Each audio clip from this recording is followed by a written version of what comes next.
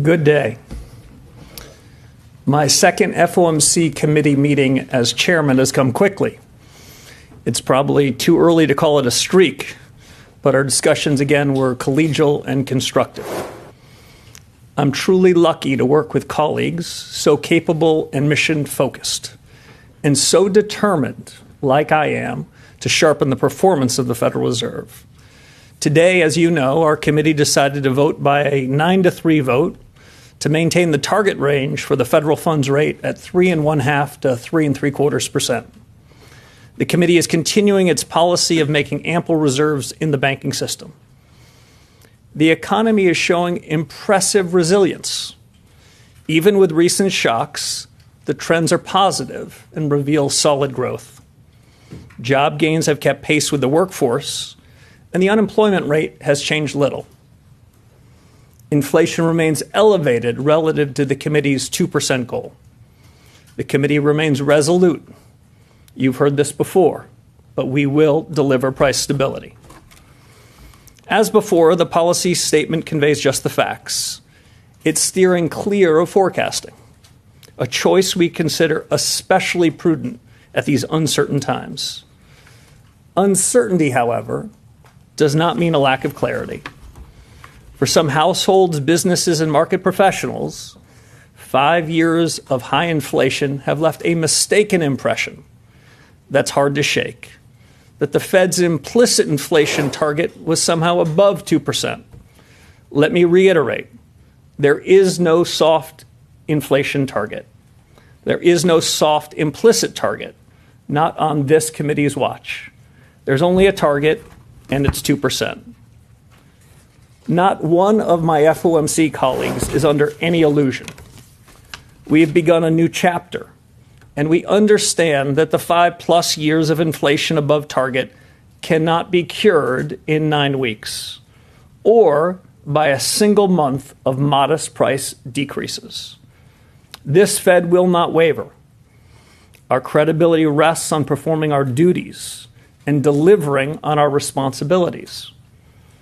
Americans are right to expect that because our nation's prosperity depends on it.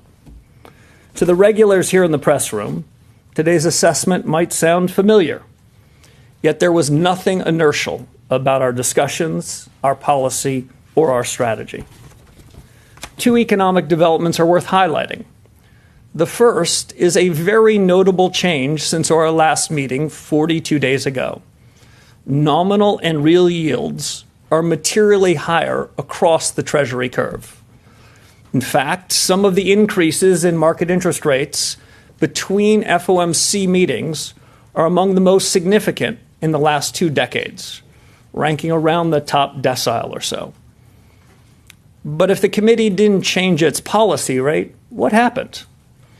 In the intermeeting period, market attention centered on real data and real economic developments. Prices reacted in real time to incoming information, and the reduction in forward guidance may have been a factor. Market participants are learning to play the ball, not the referee, and market prices will continue to respond in the direction and magnitude they see fit. This is, in my view, a change for the better, and we're just getting started. After all, the central bank need not always and everywhere be the center of attention. I understand the desire for rolling forecasts and commentary from this committee, but for our part, we need to observe market reaction to developments, direct and unfiltered. I want to stress, of course, that decisions by this committee matter a great deal. And where necessary and appropriate, we will not hesitate to act. A second economic development is one that I noted at the congressional oversight hearings this month, but it's worth repeating. The most striking feature of the economy is the strong growth of business investment. The surge in high-tech CapEx has been remarkable, but that does not necessarily make the Fed's role any easier. In the AI-related category of high-tech equipment and software, the most recent data shows 4-quarter growth rates of nearly 20%.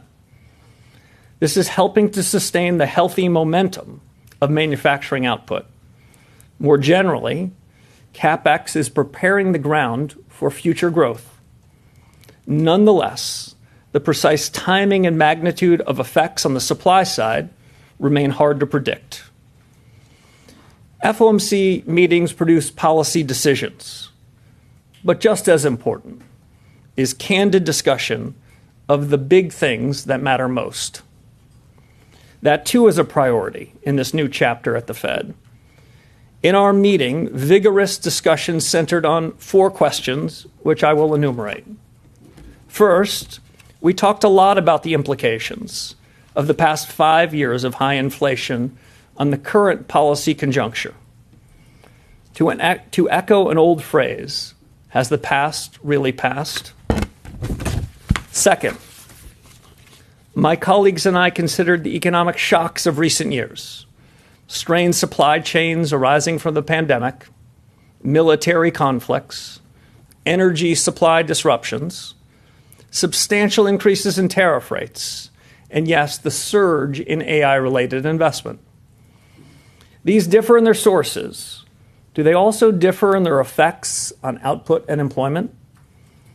Third, we took up the related question of price increases arising from shocks. The business CapEx boom, for example, is driving up prices of memory and logic chips and associated AI infrastructure. Do these changes indicate a broader inflationary dynamic, or do we just focus on them because they are under the bright streetlight? Finally, we discuss monetary policy tools and strategies for achieving stable prices. If, as the Fed has long held, interest rate policy should be its primary monetary policy instrument, how much accommodation are we getting from the balance sheet? In all of this, our work is advancing at the Fed. We're asking the right questions. And in this consequential time, we know how very much depends on getting the right answers. Of course, you've all arrived with questions of your own, so let's turn to them now.